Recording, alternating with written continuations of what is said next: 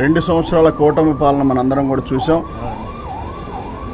2 సంవత్సరాల్లో వాళ్ళు సాధించింది ఏంటంటే ఎస్సీలను బీసీలను అవకాశం ఉన్నంత వరకు కొట్టడం, కేసులు పెట్టడం, నరకడం, చంపడం, అంటే ఒక నరమేధం సృష్టించారన్నమాట. దానికి కారణాలు ఏంటంటే లోకేష్ తీసుకున్న ఏదో పుస్తకం రాసుకున్న ఒక నిర్ణయం తీసుకోవడం, అంటే పాలన అంటే ప్రజలకు మేలు చేసే విధంగా కాకుండా ప్రజల్ని ఏదో రకంగా భయపెట్టి పాలన కొనసాగిద్దాం అనుకుంటా ఉన్నారు. 5 సంవత్సరాలు మమ్మల్ని దించలేరు, మమ్మల్ని ఏమీ చేయలేరనే ఒక భావం. లక్షల కోట్ల అప్పులు ఎక్కడ పోయినా ఎవరికి చెప్పరు, అడిగితే క్వశ్చన్ చేస్తే కేసులు, ఏదో రకంగా రాజకీయంగా డైవర్ట్ చేయడం. అదే విధానంలో నిన్న జరిగిన సాయి కృష్ణ కేసు, నెల రోజుల నుంచి ఆ తల్లి పడిన వేదన మనందరం కూడా చూసాం. ఆ తల్లి పడిన వేదన అంతా ఇంత కాదు. ఆ తల్లి పడిన వేదనకి మీమ్స్ చేస్తూ ట్రోల్ చేస్తూ అసహ్యంగా తయారైపోయిన టీడీపీ సోషల్ మీడియాని మనందరం కూడా చూసాం. 23 కేసులు ఉంటాయి, 30 కేసులు ఉంటాయి అని చెప్తా ఉన్నారు. 30 కాదు 40 కేసులు ఉన్నా చట్టాన్ని మనం చేతిలోకి తీసుకోకూడదు అనేది మహానుభావుడు బిఆర్ అంబేద్కర్ గారు రాసిన రాజ్యాంగంలో ఉంది. ఎట్టి పరిస్థితుల్లో కోర్టులు ఉన్నాయి, చట్టాలు ఉన్నాయి, వాటి పని అవి చేస్తూ ఉంటాయని చెప్తా ఉన్నారు. కానీ అవేమీ కాదు, అలాంటి వాడిని ముద్దు పెట్టుకోవాలని మాట్లాడుతూ ఉన్న సోషల్ మీడియాని మనం చూసాం. అంటే వీళ్ళ చేతిలోకి తీసుకున్నారు, ఏది కొట్టడమైనా, నరకడమైనా, చంపడమైనా, అంటే శిక్షలు వీళ్ళే వేయదలుచుకున్నారు. అది ఏ రూపానంటే వీళ్ళ రౌడీ గ్యాంగుల చేత, వీళ్ళకి సంబంధించిన పోలీసుల చేత, పోలీసు వ్యవస్థల చేత వీళ్ళ చేస్తూ ఉన్నారు. నిన్న మరి సాయి కృష్ణ ఇంటికి జగన్మోహన్ రెడ్డి గారు వెళ్లే వరకు కనీసం వాళ్ళ గురించి పట్టించుకున్న నాదులు లేరు. రాష్ట్ర ముఖ్యమంత్రి గారు మాట్లాడలేదు, అలాగే లోకేష్ గారు మాట్లాడలేదు, డిప్యూటీ సీఎం అని చెప్పుకుని పవన్ కళ్యాణ్ గారు మాట్లాడలేదు. మరీ ముఖ్యంగా నేను హోమ్ మినిస్టర్ని అని చెప్పి అన్నింటిలో తలదూర్చే మహిళా హోమ్ మినిస్టర్ గారు కూడా అక్కడ మాట్లాడిన సందర్భాల్లో జగన్మోహన్ రెడ్డి గారు వెళ్ళగానే ఏదో జరిగిపోతా ఉంది నష్టం, కాబట్టి ఖచ్చితంగా మనం ఈ విషయాన్ని అంత ఈజీగా వదిలేయకూడదు, కాబట్టి ఎక్కడ కాపు కుర్రాడికి అన్యాయం జరిగిందని చెప్పి ప్రజలు నమ్మేసి మరి అదే విధానం ఎదరకు కొనసాగిస్తారనే భయంతో, అంటే ఓటు బ్యాంకు భయంతోనే తప్ప వాళ్ళ మీద నిజమైన ప్రేమ కాదు. కాబట్టి వాళ్ళ అమ్మగారిని పిలిపించుకొని వాళ్ళ అమ్మగారికి ఏదో చేశామని చెప్పి చెప్పించుకుంటా ఉన్నారు. అది జరిగింది అంటే ఖచ్చితంగా జగన్మోహన్ రెడ్డి గారు వెళ్ళబట్టే తప్ప మరొకటి కాదు. అదేవిధంగా క్రాంతి కుమార్ గురించి సోషల్ మీడియాలో ఆ పోస్ట్ వచ్చిన తర్వాత రాత్రి నేను అన్న దగ్గరికి వచ్చి పరామర్శిస్తే ఆయన బాధ అంతా ఇంత కాదు, కన్నబెక్కు తెలుసుద్ది. నేనేమంటానంటే ప్రతి వాళ్ళు కేసులు ఉన్నాయని అంటారు. గతంలో కూడా మరి టీడీపీ ఎమ్మెల్యేల మీద చింతమనేని ప్రభాకర్ గారి మీద 90 కేసులు ఉన్నాయి, లోకేష్ గారి మీద 17 కేసులు ఉన్నాయి, 22 కేసులు చంద్రబాబు నాయుడు గారి మీద ఉన్నాయి.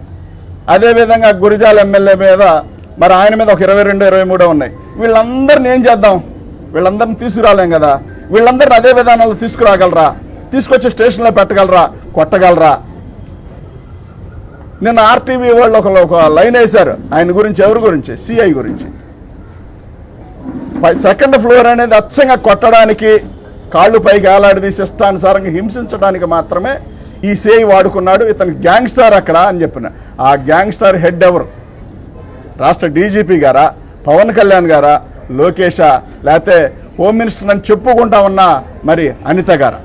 ఎవరో ఒకరు సమాధానం చెప్పాల్సిన అవసరం ఉంది. అయిపోయింది కదా, చనిపోయారు కదా, మట్టి చేసేసుకున్నారు కదా అని అంటే మాత్రం చరిత్ర పోదు, మీరు చేసిన పాపాలు పోవు.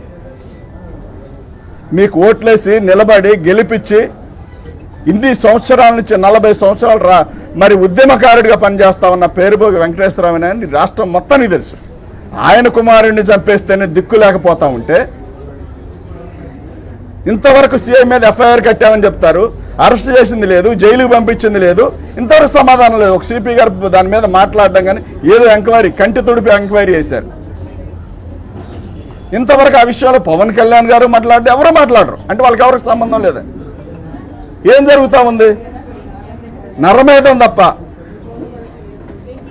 జ్ఞానేశ్వరి అనే ఒక పాప 14 రోజులు తప్పిపోయి, విజనరీ టెక్నాలజీ, నాకు అన్నీ తెలుసు, ఏదైనా ఎట్లా కనుక్కోగలను, సముద్రాన్ని ఆపగలను, తుఫాను ఆపేయగలను, ఎండలు ఆపాలని చెప్పే మహానుభావుడు రాష్ట్ర ముఖ్యమంత్రిగా ఉండి ఇవాళకి ఒక పాప తప్పిపోతే ఎక్కడ ఏమైందో కనుక్కోలేని పరిస్థితి, పోలీసులను పెట్టి చేతులు దులుపుకుంటా ఉన్నారు.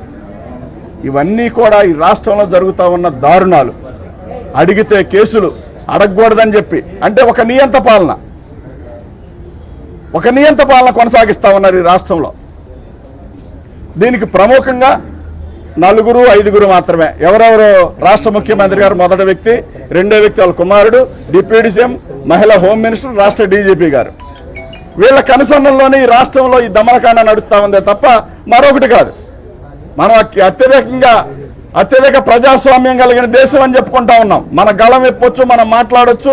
మనకేదైనా ఇబ్బంది కలిగితే, మన సాటి వాడికి ఇబ్బంది కలిగితే మన వాయిస్ వినిపించవచ్చు అని చెప్పి, అలాంటి ప్రజాస్వామ్యం కలిగిన దేశంలో నోరు మెదిపితే చంపేస్తామనే విధంగా,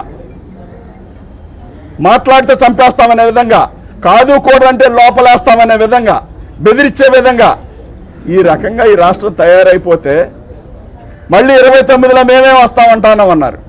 29లో మీరు గెలిస్తే అసలు మామూలుగా ప్రజలను బతకనిస్తారా? ఈ రాష్ట్ర సంపద అంతా మీ పేర్ల మీద రాపించేసుకొని మిగతా సామాన్య ఎస్సీలని, బీసీలని, మైనార్టీలను మొత్తాన్ని చంపేస్తారా? ఇదే భావమా?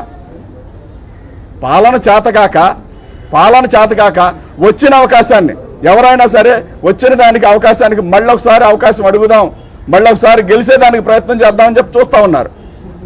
పక్క రాష్ట్రంలో ఒక సీఎంగా ఈ మధ్య విజయ్ గెలిచాడు.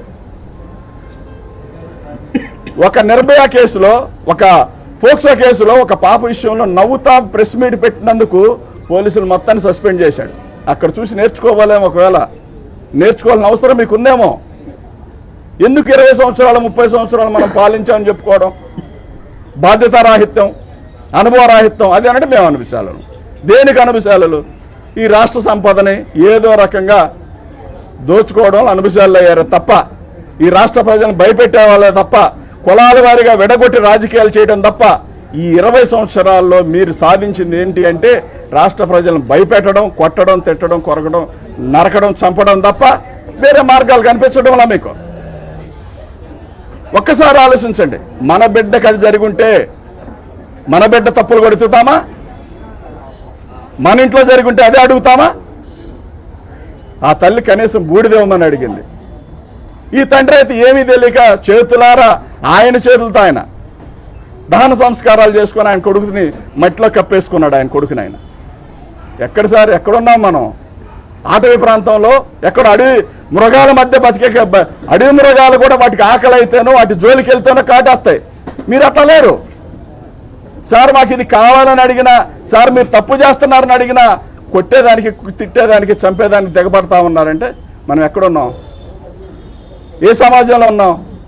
అంబేద్కర్ గారి రాజ్యాంగమా, లేకపోతే చంద్రబాబు నాయుడు గారి కుమారుడు రెడ్ బుక్ రాజ్యాంగమా? ఒకసారి పరిశీలించాల్సిన అవసరం ఈ రాష్ట్ర ప్రజలందరికీ ఉంది. కాబట్టి మీకు ఇదే చివరి ఎలక్షన్ అవ్వచ్చు, గెలవడానికి అవకాశాలు లేవు. ఇప్పటికైనా సర్వే చేయించుకోండి.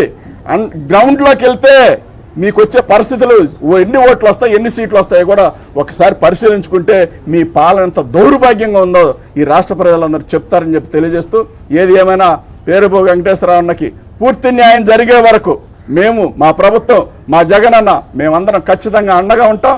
జగన్మోహన్ రెడ్డి గారితో మాట్లాడి మరొకసారి మీడియాకు ముందుకు వస్తాం.